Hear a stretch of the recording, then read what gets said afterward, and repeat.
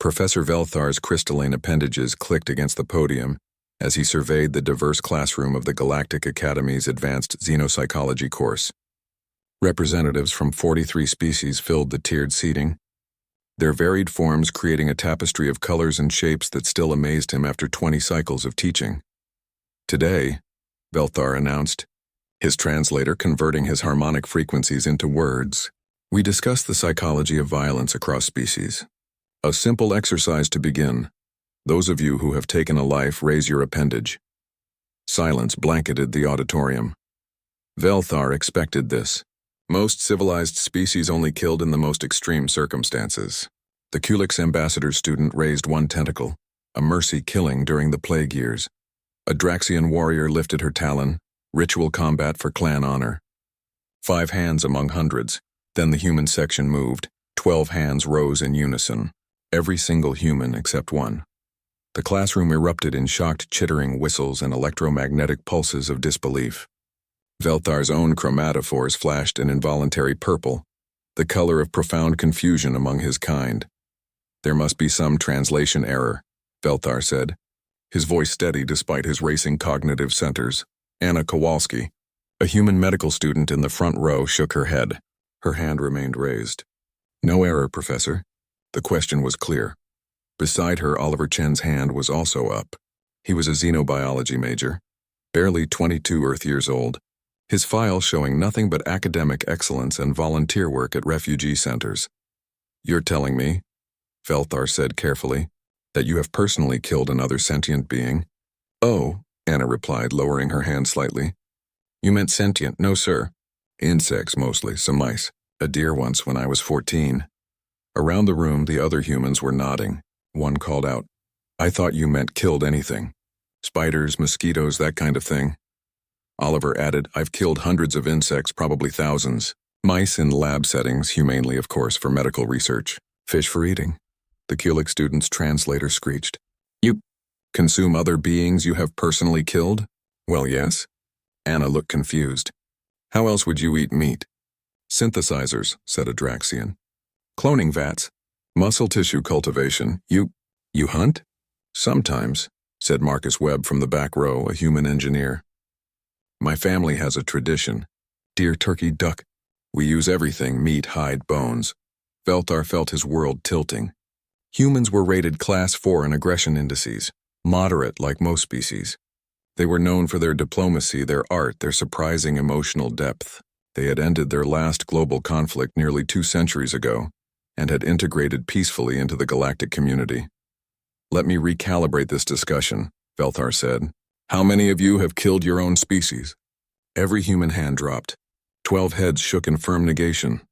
Never, Anna said, her voice carrying an edge that made Velthar's thermal sensors spike. That's murder. But killing a deer is not. A deer isn't sentient like we are, Oliver explained. It can't do calculus or write poetry or build spaceships. It's an animal. So are you, Velthar pointed out. Biologically speaking, Anna leaned forward. Professor, with respect, I think there's a fundamental disconnect here. Humans are apex predators. We evolved hunting and killing to survive. Every human culture has traditions around it. It's literally in our DNA.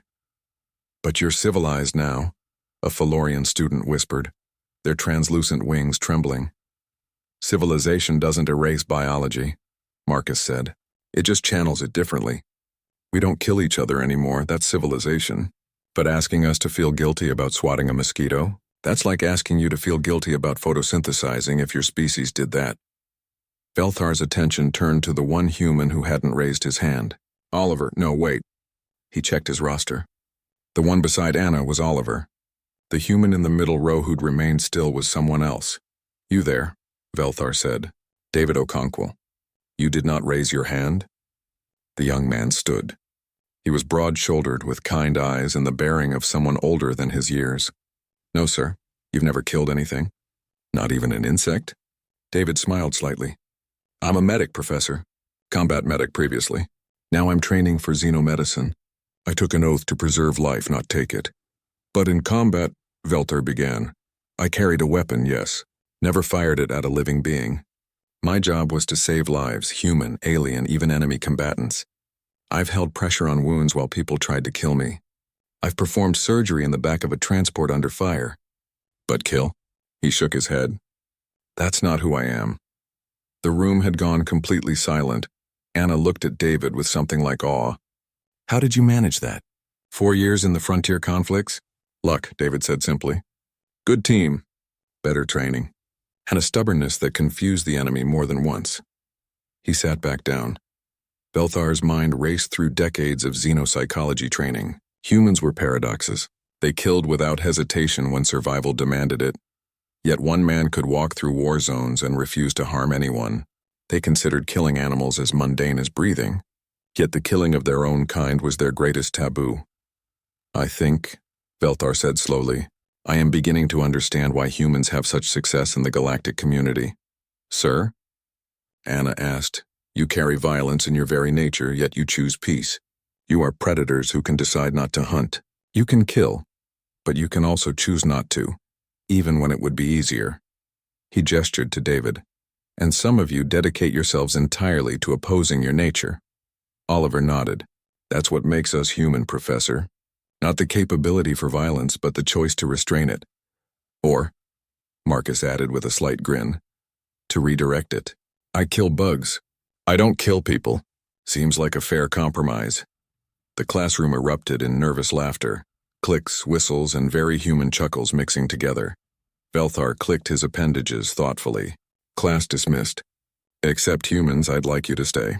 I think we need to redesign this entire curriculum section. As the other species filed out, casting wary and curious glances at the human section, Anna leaned over to Oliver. Think we scared them? Probably, Oliver admitted. But at least now they know. We're peaceful because we choose to be, not because we can't be otherwise. David, overhearing, added quietly, and that makes all the difference. Professor Belthar, watching the humans gather their materials, made a note in his personal log, humans, apex predators who became philosophers. Dangerous, yes, but perhaps dangerous in exactly the way the galaxy needs.